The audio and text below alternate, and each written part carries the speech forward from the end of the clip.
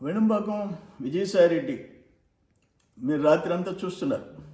ఆయన రాజీనామా, ఆయన ఎత్తులు, పై ఎత్తులు, నక్కజెత్తులు. కొన్ని విషయాలు మీకు చెప్పాలా.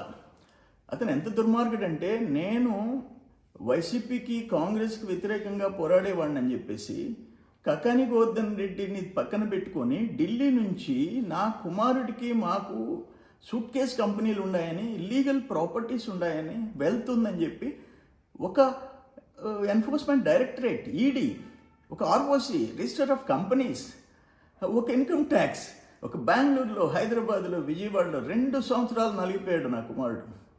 ఆఖరాన వాళ్ళు ఏంటి మీకుండే ఆర్థిక ఇబ్బందులు ఏంటి, మీ పరిస్థితులు ఏంటి, మీ మీదేంది ఈ కేసు అని చెప్పేసి సానుభూతి చూపించి క్లోజ్ చేశారు.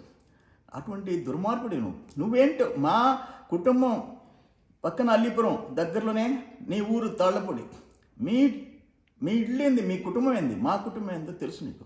తాతలు తండ్రులు ఇచ్చిన ఆస్తులు అమ్ముకున్నాడు మేము. బట్ మీరు ఏంది, మీ చరిత్ర ఏంటి? మీ తండ్రి, మీ చిన్నాయన, వాళ్ళ చిన్నాయన్ని మర్డర్ చేసిన కుటుంబం నీది. జైలుకి పోయి వచ్చినారు మీ తండ్రులు, మీ పినతండ్రులు. అటువంటి పరిస్థితి మాకు లేదు. మా పెదనాయన కూడా జైలుకి పోయాడు, సోమిరెడ్డి ఆదినారాయణ అంటే.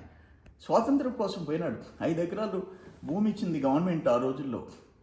ఈరోజు పేదోళ్ళకి ఇళ్ల స్థలాలు ఇచ్చేస్తే కోట్ల రూపాయల వాల్యూ. అది మీకు మాకు తేడా. ఇంకొక విషయం, నువ్వు ఎన్టీ రామారావు గారి కుమార్తె పురంధేశ్వరి గారు, ఆమె గురించి నువ్వు వాడిన భాష ఏంటి, నువ్వు పెట్టిన ట్వీట్లు ఏంటి? నేను తిరిగి నీకు కౌంటర్ ఇచ్చా, అటాక్ చేశా. నువ్వు నాకు 5 కోట్ల రూపాయలు డిఫమేషన్ నోటీస్ పంపిస్తావు, చెత్తబుట్లో బారేసా, చేసుకోపో అని చెప్పా. అటువంటి వాడివి నువ్వు. నీ చరిత్రది. అక్కడన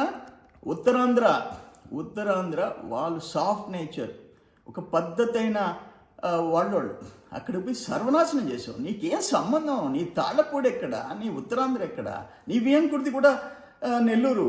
మీ ఇద్దరు కలిసి అక్కడ పోయి దోపిడీ చేసి 1000 కోట్ల రూపాయల ఆస్తులు సర్వనాశనం చేసిన వాళ్ళు మీరు. నువ్వు ఇప్పుడు పెద్ద నక్క చిత్తులు వేస్తున్నావు. నువ్వేం మాట్లాడతావు?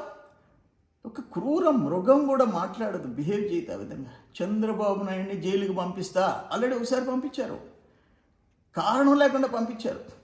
29కి మేము అధికారం వస్తాం, కానీ నువ్వు బతికుంటే, అంటే చంద్రబాబు నాయుడు గారు బతికుండకూడదు అని నువ్వు ఒక ముసలి నక్క. నువ్వు ఇప్పుడు సరెండర్ అయిపోయి రాజీనామాలు చేస్తున్నావు. నేనేం చెప్తున్నానంటే, నువ్వు ఏ పార్టీలో చేసుకో, ఎవరి కాళ్ళు మొక్కుకో, కానీ నీ నిజ స్వరూపం, నీ కుటుంబం, నువ్వు, నీ వియంకుడు, నీ అల్లుడు చేసిన పాపాలు, నువ్వు ఎన్ని జన్మలెత్తినా ఆ భగవంతుడు క్షమించడు, నిన్ను అనుభవిస్తావు.